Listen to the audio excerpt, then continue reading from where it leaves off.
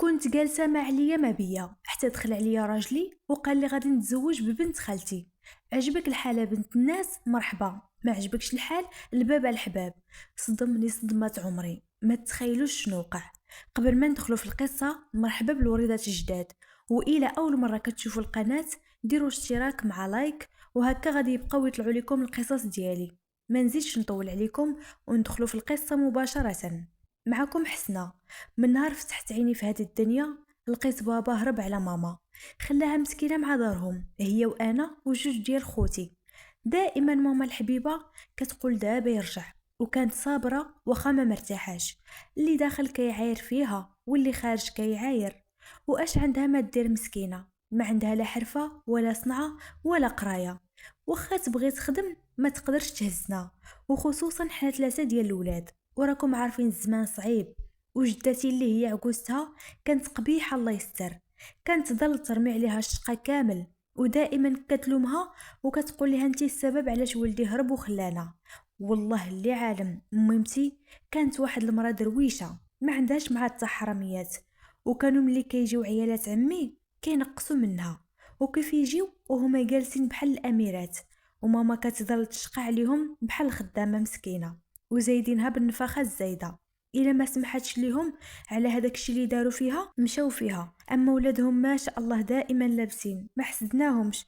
ولكن حتى شي حد في عمامي ما قال ولاد خويا مساكن ما لابسينش نشري ليهم. سي فاطمه هي الاخرى عمرهم ما جابوها لينا. اما بابا عمرو سول في ماما، وكان مره في شحال كيعيط على مو كيهضر معاها. داز على غيابه 4 سنين حتى لواحد النهار جاتنا اخبارو بلي تزوج بمرة اخرى. كيف سمعت ماما بزواج بابا جمعت حوايجها وحوايجنا ومشينا عند والديها. قالت لينا الله يجعل البركه، صبري تقادا. كنت صابره وكنقول دابا يرجع، ولكن دابا مع تزوج ما بقى رجوع. هي هذيك. جدي وجداتي الوالدين ديال ماما فرحوا بينا، وخصوصا ملي سمعوا داكشي اللي وقع. ولكن ما داش بزاف، حتى خوالي كيهضروا في الاول كيلوحوا الهضره، ولكن مع الوقت رجعوا كيجيو ماما فاس كيقولوا ليها واش حنا نصرفوا على ولاد راجل اخر هو يمشي يعيش الحياة. بقاو على ماما في كل مرة كيعاودوا ليها الهضرة، حتى عيات وملات من كلامهم، وقررت تخرج تخدم باش تسكت الفام. داكشي اللي وقع. كانت كتصاوب المسمن والبغرير في الدار وكتخرج تبيعهم في الزنقة، وشوية بشوية بدات كتصاوب الخبز وكتدفعو الحوانت، وكتطور من خدمتها. مرة كتصاوب حريشات صغار، مرة حليوات، وكتفرقهم لصحاب الحوانت. ورجعوا صحاب المحلات كيقولوا ليها صوبي لينا القد والقد. كانت ماما مقاتله مع الزمان وكتجمع واحد البركه لا باس بها.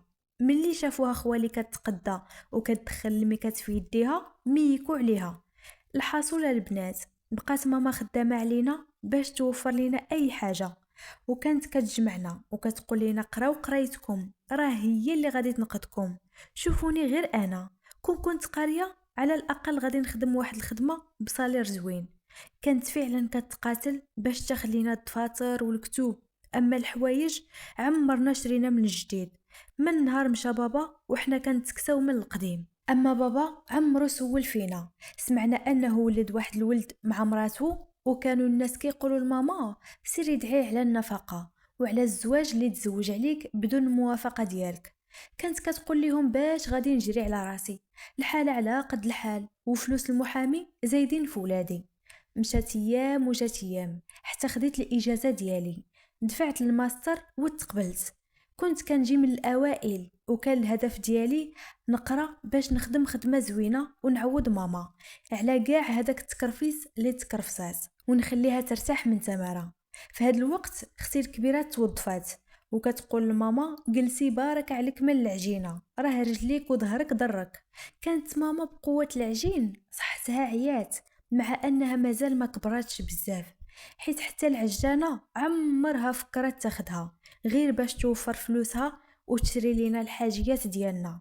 قريت العام الاول في الماستر، والعام الثاني كنت قريبا نكملو. في واحد النهار كانت الاخت ديال مرات خالي عندها العرس. تكلفات اختي كرات لينا التكاشط ليا والماما وليها، قالت لينا نفرحوا براسنا. فعلا مشينا لهداك العرس، درنا معاهم الصواب، كيف سالا رجعنا.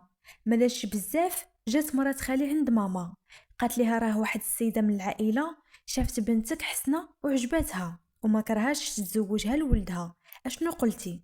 قالت ليها ماما راكي عارفة اختها الكبيرة مازال ما تزوجاتش.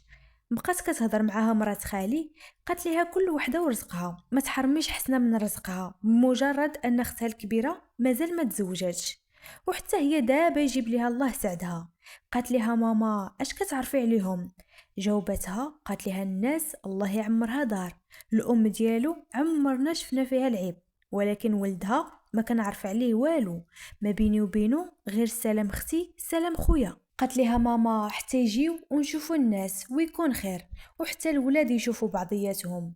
جات عندي ماما قالت لي اسعدي بنتي جاو فيها الخطاب. قلت لها كتضحكي معايا ميمتي ياك ماشي مقلب؟ قالت لي لا لا هضره معاك بصح. قلت لها بغيت نكمل قرايتي ومازال كاع ما كنفكر في الزواج. قالت لي شرطي عليه تكملي قرايتك، والا وافق وعجبك الولد يسري الامور، شحال قدك تبقاي بلا زواج، في الاخير غادي تزوجي سواء بهذا او بشي حد اخر. قلت لها حتى نشوفوا الناس ويكون خير. قالت ماما لمرات خالي قولي للناس مرحبا بهم. داكشي اللي وقع. قبل ما يجيو وجدت ماما مالا الدواء ما طاب، ودخلوا الناس وكبرنا بهم، هضرنا في شي امور. قالت لهم ماما البنت ما بقى ليها والو تاخذ الماستر ديالها، والشروط اللي عندي هو انكم تهلاو ليا في بنتي وتخليوها تكمل العام، حيت هما كانوا بغاو العرس يكون قريب، زربوا علينا ما تعطلوش. تلفات ماما وتكلفات حتى دارت ليا الحوايج والعرس على قد الحال. جات العائله ديال بابا الا هو ما جاش، لا هو ولا مراته. بصراحه بقى فيا الحال، ولكن اش عند الميت ما يدير قدام غسالو. تزوجت بهذاك الراجل اللي درتو خويا وبابا وصاحبي، ماشي غير راجلي، ومع كنت مشتاقه للحنان ديال بابا بحال الا عوضوا لي راجلي. حاجه وحده اللي ما كانتش كتعجبني فيه الكلام الزوين ما تسمعيش منه. قلت يمكن هذه طبيعته، المهم هو التعامل والمسؤوليه اللي هز. كنت كنمشي نقرا وكيف نرجع كنجمع الدار وكنطيب الشيوات الزوينين، وكيدخل راجلي من الخدمه كيلقى الطبله مزوقه والماء سخون موجود. بقينا على هاد الحال حتى خديت الماستر ديالي. قلتها لعائلتي فرحوا ليا، ملي قلتها لراجلي بارك ليا. جبت معاه موضوع الخدمه، قال لي هذه هي اللي عمرها ما تكون، انا بغيت الولاد ولدي ولادك وربيهم، هذيك هي الخدمه. فعلا قررت ندير وليدات، حملت وولدت بنتي الاولى، وولدت من بعد ولد وعاودت ولدت بنت. كنت كندير بين ولادي عامين ديال الفرق، ولدت 3 ديال الوليدات، وقلت نربيهم في خطره ما حدي مازال صغيره وعندي صحتي. في واحد النهار كنت فقت لبست لبنتي باش نوصلها للمدرسه. كيف وصلتها رجعت جمعت داري طيبت الخبز وصوبت الغدا. كيف وصلت الوقيته فاش غتخرج بنتي مشيت جبتها تغدينا، وفي العشيه خرجت ولادي للجرده لعبتهم فرحنا ونشطنا. كيف رجعنا لبستهم بيجاماتهم ودخلت لصوب العشاء باش ملي يدخل راجلي يلقاه موجود، اما حتى من الغدا كيديه معاه. كيف دخل جلس وحطيت الماكله تعشينا، دزت الامور بخير. نعست الدراري ومشيت باش نعس، حتى قال لي الراجل جلسي بغيت نهضر معاك. جاوبتو انا مستغربه حيت ما مولفاش ليه ملي كيبغي يقول لي شي حاجه كيقولها نيشان. المهم جلست قلت ليه الله يسمعنا خبر الخير. قال لي بغيت نتزوج ببنت خالتي احلام. جاوبتو واش كتضحك معايا؟ قال لي لا كنهضر معاك بصح. قلت ليه هذه هي اللي عمرها ما تكون. قال لي القرار ماشي في يديك، قبلتي هو هذاك جلسي تاكلي وتشربي، ما عجبكش الحال الباب على الحباب، وبراتك توصلك حتى لداركم والنفقه ديال ولادك حتى هي. قلت ليه علاش شنو منقصه عليك؟ قال لي اللي عندي قلتو، وزيدون ماشي انا اول واحد، وحتى باباك تزوج على ماماك. حسيت بالشمته واللي زاد كمل عليا انني انا اللي عاودت ليه على حياتي وشنو اللي داز علينا من بعد ما هرب بابا وتزوج، واليوم كيعايرني به. الليل كامل وانا كنبكي وكنفكر، كنشوف القصه ديال ماما كتعاود قدام عيني، حتى انا غادي نتكرفس مع 3 ديال الدراري. ملي صبح الصباح قال لي اش قلتي، اما تعطيني الموافقه ولا نطلقوا. قلت ليه نعطيك الموافقه، حيت هذاك الوقت ما فكرتش في راسي، فكرت في العيشه اللي غادي نعيش عند العائله ديال ماما، حيت حتى لهذاك الوقت ماما وخوتي مازال ساكنين في دار جدي. قلت على الاقل غادي نبقى في داري وولادي باهم يصرف عليهم. كيف سمعت عجوزتي الخبار جات عندي وقالت لي سمحي لي يا ابنتي، انا السبب باش عرفتيه. قالت لي حتى انا ما موافقاش على هذا الزواج، واخا بنت اختي اللي بغى. بصراحه علاقتي مع عجوزتي كانت زوينه بزاف، ما داش بزاف. السيد تزوج ببنت خالته كرا ليها، اما انا بقيت ساكنه في دارو، كان خداها شحال هذا. ومن نهار تزوج عمرو جاي يشوف ولادو، كان كيتقدى التقديه وكيعطيها الام ديالو كتجيبها ليا. كانت ديما كتسخط عليه وهو كاع ما مسوق. ماما عاودت ليها صدمات حيت انا صغيره وزوينه ما ناقص لي والو. حتى الاخير عاد عرفت هذيك بنت خالته كانت كدور به. داز شهر على زواجو عمرو جا عندي وتقول. فكرت مع راسي وعرفت بلي هذاك الوضع ما مسلكنيش، ووليت فين ما يكون شي كونكور كندفع ليه. حتى جاب الله التيسير تقبلت في واحد، مشيت دوزت الكتابي ونجحت فيه، ودوزت الشفاوي ونجحت فيه. هاد الكلام من غير ماما واختي حتى حد ما في خبارو، ولادي ما في خبرهم والو، والراجل حتى هو.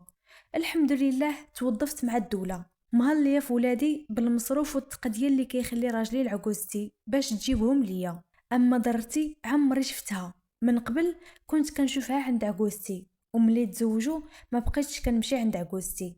من بعد ما توظفت بديت كندخل واحد الصالير وكنخبيه في البنكه، ما كنخسرهمش ما كنقيسهمش، حيت الكرا ما كارياش الدار ديال راجلي والمصروف هو اللي كيصرف. خدامه وضربه الطم. اما الراجل من نهار تزوج عمرو عيط ولا جا. واحد النهار كنا جالسين حتى واحد السيده خدامه معايا كتهضر على واحد البارطمات زوينين بثمن زوين. قلت لها والله ما كرهت ناخد شي وحده، ولكن الغالب الله داكشي اللي جمعت ما كافيش، وما بغيتش ندير الربا ونتحارب مع الله حيت غادي يخرج ليا في ولادي. قالت لي تسلفي وديري قرعات. واحد شويه وهي تقول لي كنعرف واحد صاحبتي راجلها لاباس عليه وكتلعب بالفلوس، نهضر معاها الا بغات تسلفك. شديت فيها ومشينا عند السيده، قلت ليها في كل شهر نعطيك الصالير ديالي كامل. قالت لي وشكون غادي يضمن ليا؟ قالت ليها هذيك صاحبتي على حسابي، وحودت ليها قصتي وبقيت فيها. قالت لي الرجال ما فيهم ثقه، سلفاتني وعطاتني 2 مليون كادو. قالت لي في وجه وليداتك فرحيهم بشي حوايج. عمرني نسى خير هذيك صاحبتي، كون ماشي هي غادي نبقى حتى نجمع الفلوس ومحال واش نفكر نديرها. دفعت في هذوك البرطمات، عطيتهم التسبيق وبقيت معاهم حتى كملت كل شيء. سلموا لي البرطمات، تكاتبت ونضيت الامور ورجعت البرطمه في سميتي. هادشي كامل في خبر ميمتي واختي.